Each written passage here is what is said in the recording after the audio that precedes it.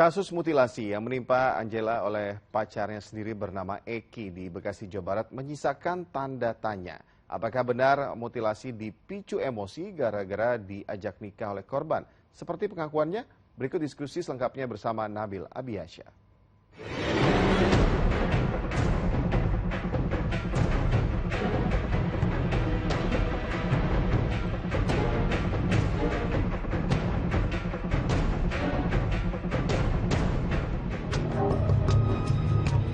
Ya, lagi-lagi ramai soal kasus mutilasi yang menimpa seorang perempuan berusia 54 tahun di Bekasi. Pelakunya pacarnya yang usianya lebih muda 20 tahun. Bukan ngomongin soal usia sih, tapi ada fakta-fakta baru terkait si pemutilasi ini. Apakah benar pelaku menargetkan orang-orang yang lebih tua?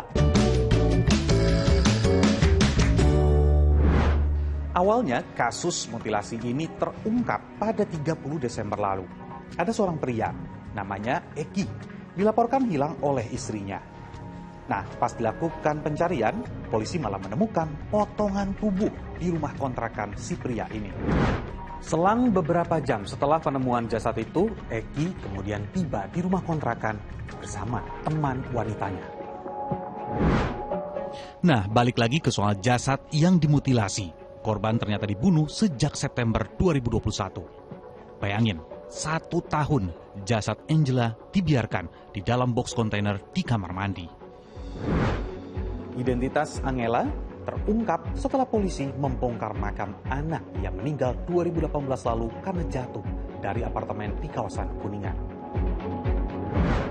Ini yang menjadi pertanyaannya, lalu apa yang membuat pelaku tega memutilasi korbannya?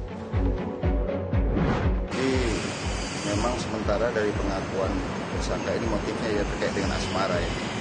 Menurut pengakuannya bahwa pada bulan November ini yang bersangkutan sempat cekcok dengan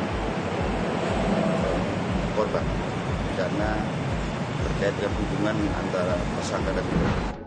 Cekcoknya gara-gara pelaku tidak terima saat korban meminta untuk dinikahi. Padahal pelaku telah memiliki istri. Nah, makin kesini ini makin banyak keterangan baru yang terungkap. Tidak hanya soal asmara ternyata. Eki diperkirakan mau menguasai harta Angela setelah ada jejak digitalnya yang menanyakan cara pembukaan blokir sertifikat apartemen yang diduga milik Angela. Kalau kata polisi, apartemen milik korban telah dijual kepada Eki pada 2019 lalu. Penjualan tersebut pun dinyatakan sah oleh pengadilan. Eki juga diduga gemar berhubungan khusus dengan wanita yang lebih tua. Nah, apakah ini salah satu modusnya memanfaatkan harta pasangannya? Nah, yang baru lagi, ada seorang perempuan yang mengaku telah berhubungan dengan Eki selama 1 tahun lebih, yang dikenalnya melalui media sosial. Korban berinisial A ini mengaku merasa dirugikan baik secara moral dan juga material. Eki dianggap telah menipu dirinya hingga puluhan juta rupiah. Eki juga mengaku sebagai dokter. Lalu dengan adanya fakta-fakta ini, apakah mutilasi terhadap korbannya ini untuk menguasai harta? Atau apakah Eki terjebak dengan permainan asmara yang ia mainkan sendiri? Ada biasanya pada banyak kasus, sekali lagi banyak kasus ya, saya tidak bicara kasus Bekasi ini, ternyata ada kesempatan untuk menguasai harta.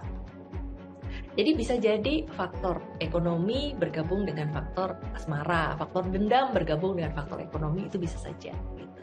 Jadi sekali lagi kita tetap harus bedakan antara pembunuhan itu sendiri dengan mutilasinya. Bahwa kemudian mutilasi ini ada tujuan-tujuan lain, ya kalau tidak ketahuan gitu ya ternyata cukup banyak. Apapun modusnya, sebenarnya Eki sudah ditetapkan sebagai tersangka kasus pembunuhan berencana dengan ancaman hukuman penjara 20 tahun. Saya Nabil Abiasya, sampai jumpa.